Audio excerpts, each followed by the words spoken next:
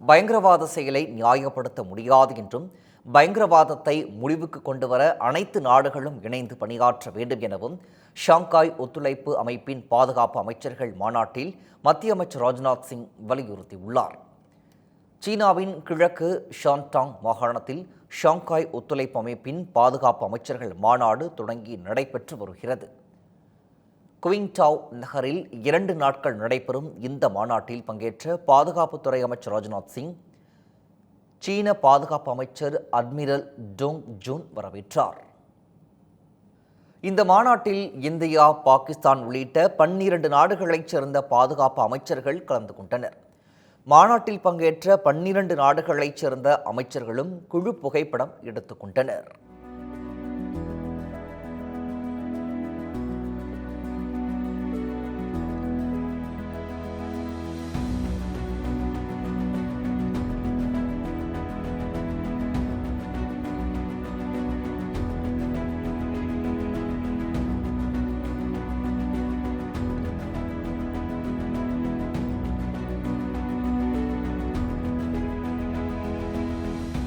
பின்னர் மாநாட்டில் பேசிய மத்திய அமைச்சர் ராஜ்நாத் சிங், ஷாங்காய் ஒத்துழைப்பு அமைப்பின் பாதுகாப்பு அமைச்சர்கள் மாநாட்டில் கலந்து கொண்டது மகிழ்ச்சி அளிக்கிறது என தெரிவித்தார்.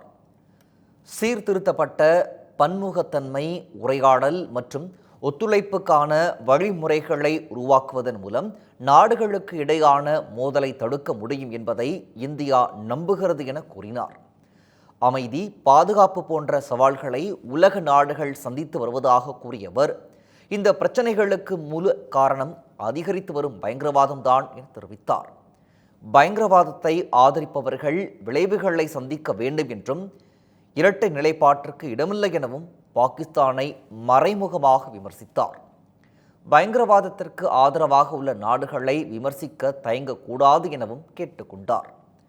பகல்காம் தாக்குதலுக்கு இந்தியா தக்க பதிலடி கொடுத்ததாக குறிப்பிட்ட அவர், எல்லை தாண்டிய பயங்கரவாத செயல்களுக்கு காரணமானவர்கள் நீதியின் முன் நிறுத்தப்பட வேண்டும் என வலியுறுத்தினார்.